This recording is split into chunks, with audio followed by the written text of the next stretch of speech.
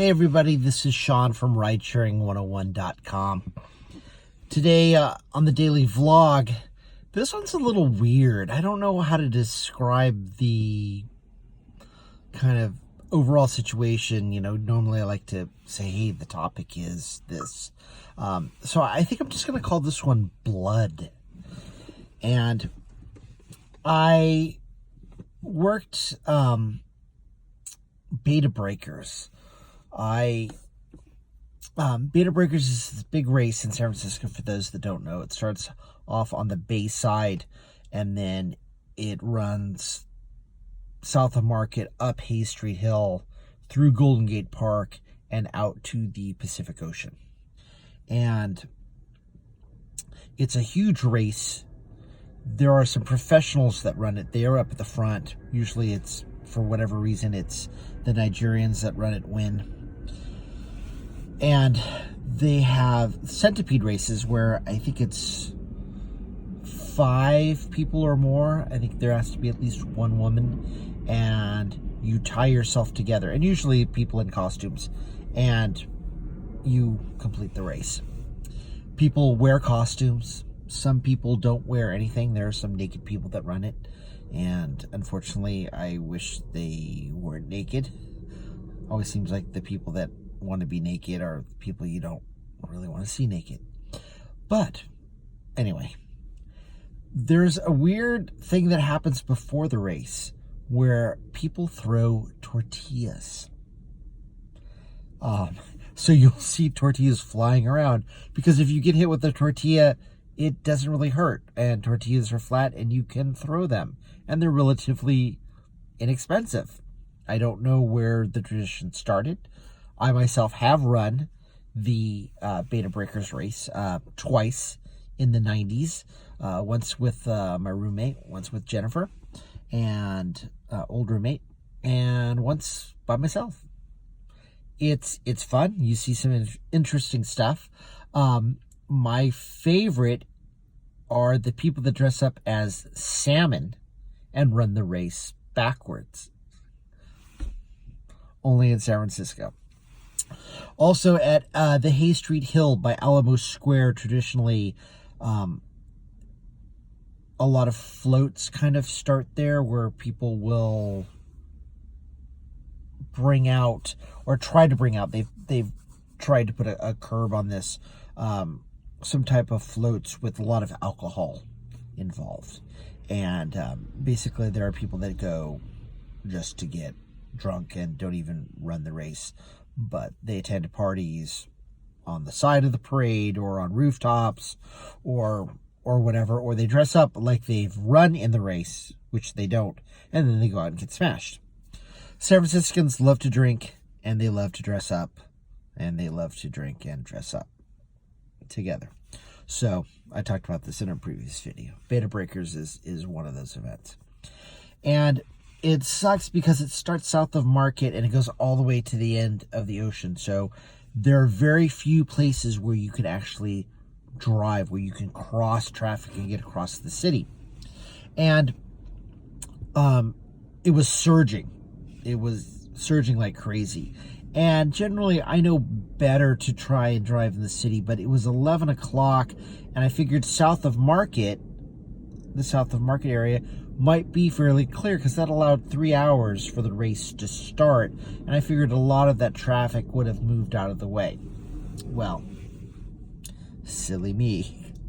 I picked up these 2 girls, and they weren't drunk, but I noticed they were dressed up in shorts and these kind of referee tops. They look like kind of basketball referees. And anyway, they had mentioned that they'd been walking around for an hour and basically started off by the foot of the Bay Bridge and walked in a big circle and ended up kind of back by the Bay Bridge. So I picked them up, and they were going sort of by the financial district-ish area. And I thought it would be relatively easy to navigate. It wasn't. It took us like 25 minutes to go 2 blocks. It got so bad that there were cars behind us that were going across the double yellow into the other lanes of traffic to go to the next intersection. They just decided, screw this, I'm not waiting in line. I'm just going to bypass all these people. And then, they were almost playing chicken with cars on the other lane. It was very dangerous. It was very stupid. And, it's amazing that nobody didn't get hurt. But what are you going to do? Then there's cars trying to feed in. And, people aren't letting them in, and then they're blocking traffic, and they're blocking the people trying to pass. They're blocking the other cars coming the other way, and it was a nightmare. So anyway, I'm talking to these girls. They're very nice. And I noticed, and for a period of time, they're like sleeping. A couple of them pass out, mouth open, and, but hey, I'm always glad when people fall asleep in the car, because it means they feel comfortable, and that makes me feel good that people feel comfortable enough to fall asleep. And one of the girls I noticed is sitting kind of funny. She's kind of like side saddle or whatever. And we start talking about something, and then I look back over and I notice that she's got a massive scrape on her leg. Big, and it's bleeding.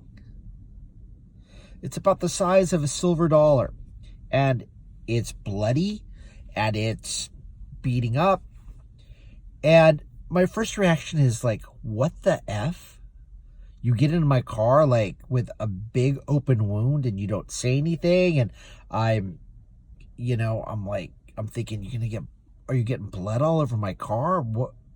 Why? Who does that? Why aren't you saying anything? But then when I look at it, I realize that it was a real wound. But she hadn't wiped it or anything. You could tell there wasn't any blood that was smeared all over the place. And I'm going, okay, there's two ways I can handle this. I could be like, what the F is going on? Get the hell out of my car. Or I can be like, oh, there's a woman in my car with a big wound on her leg. Maybe I should find out if she's okay. And I'm trying to be a good person. I generally think I'm a good person, but I need to act like a good person. So I figure, okay, well, there's a story here.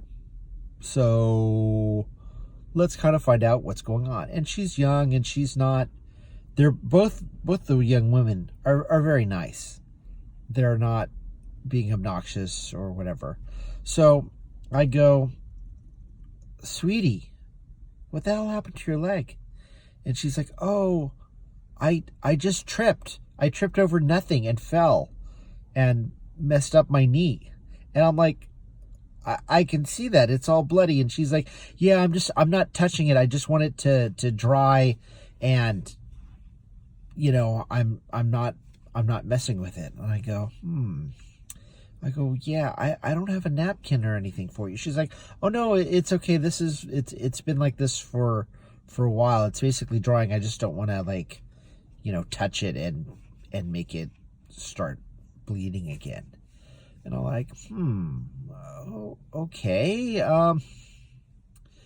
And then her friend is on the phone talking to some friends, like, yeah, we're stuck in traffic. And, then she's saying, hey, my friend has this wound on her leg.